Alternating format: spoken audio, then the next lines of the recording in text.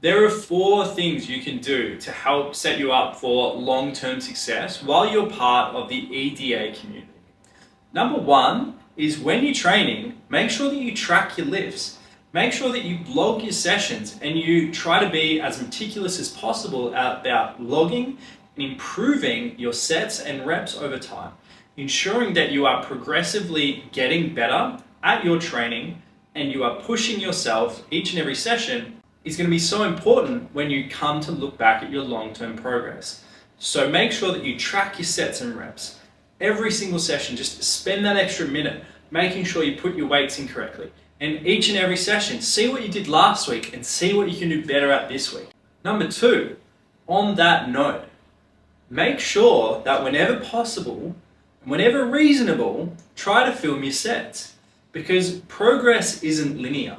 So even if you are tracking your sets, sometimes on bodyweight movements or even on big lifts, you might see that the weight's only gone up a little bit, but you don't see how confident you are, the speed of the bar, the form, the technique, the control. There's a whole bunch of variables that you don't see unless you're really filming and you're keeping a track, and even make a folder in your phone of your gym lifts, of your gym stuff, and just put them all in there. And you'll have this visual scrapbook that you can go back to, that you can refer to, and you'll see your progress over time. And whenever you are down in the dumps, you get to look back and be like, all right, I've come a long way.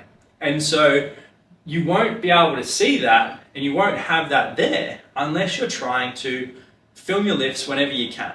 And yeah, you have to embrace the cringe a little bit. It has to be a break-in of a new routine. But I promise you, whenever I look around the gym and I see people filming their sets, not just taking photos, but filming their training videos, those are the people that I think, damn, they look like they know what they're doing.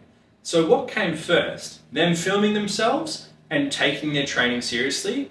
Or did they get good and then start filming themselves? I would argue the former rather than the latter.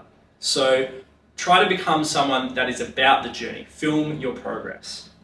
Number three, take progress photos and do body scans and document. Taking progress photos is so underrated because even if you don't have body composition or physique based goals, you still get to see what your body looks like based on the other outcomes that you're working towards. And so many people, I just got off a call with a guy that said, I'm so happy with how my training's going and I even look better, but we haven't been focusing on that.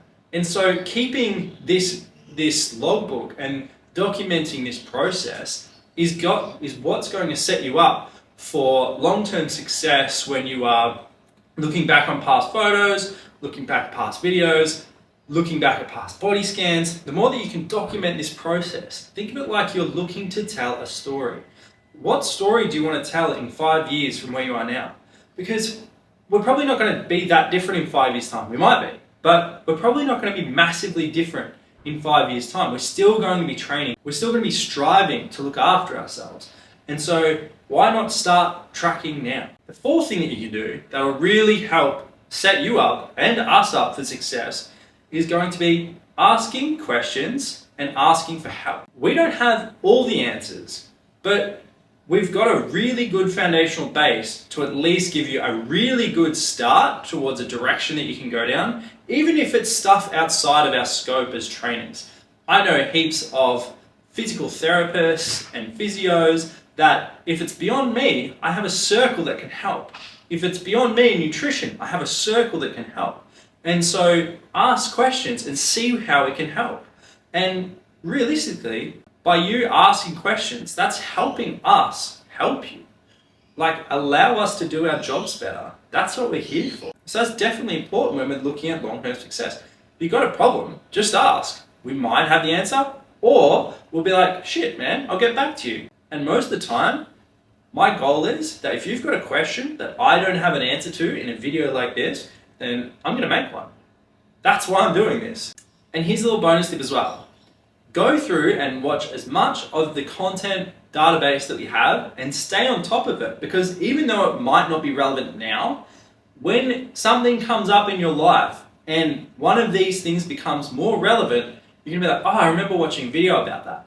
And you're going to watch it and it's going to mean a whole lot more to you when you're facing that problem. But if you can stay on top of what is available now and you watch it or at least read the titles, you're going to know how it can already help you, and maybe you can start problem solving as soon as these problems come up rather than have them linger around for weeks or months, because you can just go and find out a solution. Or again, just message us. Anyway, that's 5 things that you can do to start setting yourself up for success that I really recommend you start doing.